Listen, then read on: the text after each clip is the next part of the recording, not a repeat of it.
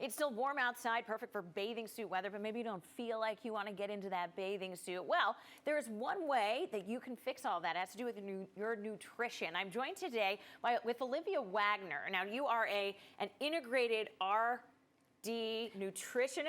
Yes. Okay, a complicated name for someone who makes it very simple when it comes to food. What are some of the pitfalls where most people kind of just fall apart? So when shopping at the grocery store, I think a lot of us speak to shopping the perimeter. But when you get into that interior with boxes and packaged products, I think it becomes really confusing for consumers. Yeah, I mean, you hear about eat whole foods, but that doesn't always work for some of us. I mean, if you eat on the go or you've got kids, you need snacks. What are the safe ways to kind of pick well? Exactly. So my top recommendation is to dive straight into that ingredient list.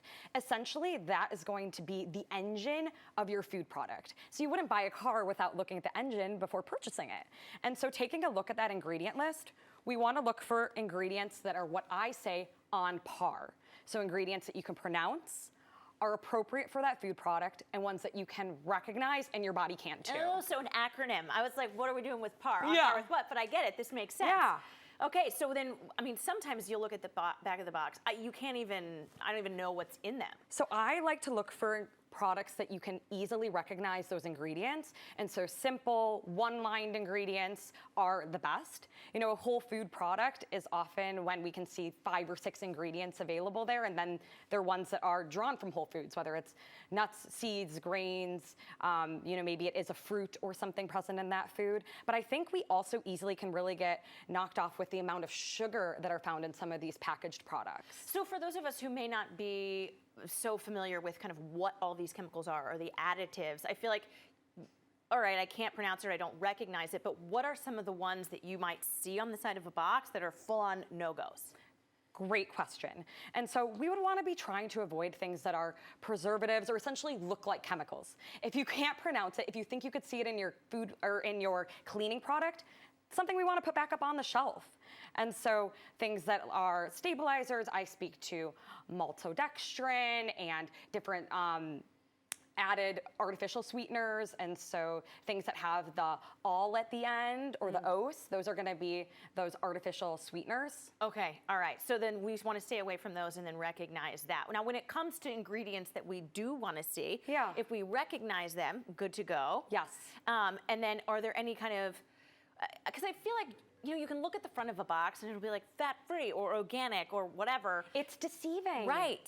It's really deceiving. And so you being the empowered consumer and reading those ingredients, knowing what you're getting into. And I think we can cross-check that with the nutrition facts panel. So the nutrition facts panel is what gives us our, you know, total carbohydrates, total fat, grams of sugar, and calories. And if you're seeing a product that maybe has only 3-5 grams of sugar in it, and then you're looking at the ingredient list and it's coming from something like corn syrup solids, that's where we might want to be still concerned about it because it's not coming from a great, you know, source. And so there are products out there that kind of make it easy for you. You've brought some with us. What have we got going on up here? Although it looks really good. So we have Simple Mills products here, and they pride themselves in choosing ingredients that both you and your body can recognize and that are really simple. And so bread mixes, cookies, brownies, crackers, and it allows you to, you know, live a whole food lifestyle, but have some different things added into it. Right. I think that it's like bread has been demonized these days, where it's like, full stop, don't even approach it. But there are ways to eat those carbohydrates that aren't going to just crash your body. Exactly. And I think it's also thinking about what the rest of your diet looks like, how you're nutrient seeking and infusing vitamins and minerals through vegetables, fruits, and other things around the other food that you're eating. Right. So add the hummus in. And keeping it simple, keeping it to things that you know are true foods, and also trusting the brands and the products that you're, you know, supporting with your purchase. So if people want to check these out, I mean, are these available in any grocery store? Yes, they're available in grocery stores here in San Francisco. You can also purchase them on Amazon. All right. And so perfect. Well, these look good. I can't wait to try the brownies. I know. I'm excited for you to try them too. You'll love them. Awesome. Olivia, thank you so much. All right, Simple Mills. And also remember, turn that box around. That is the place to find all of the information you need. Just be able to pronounce it.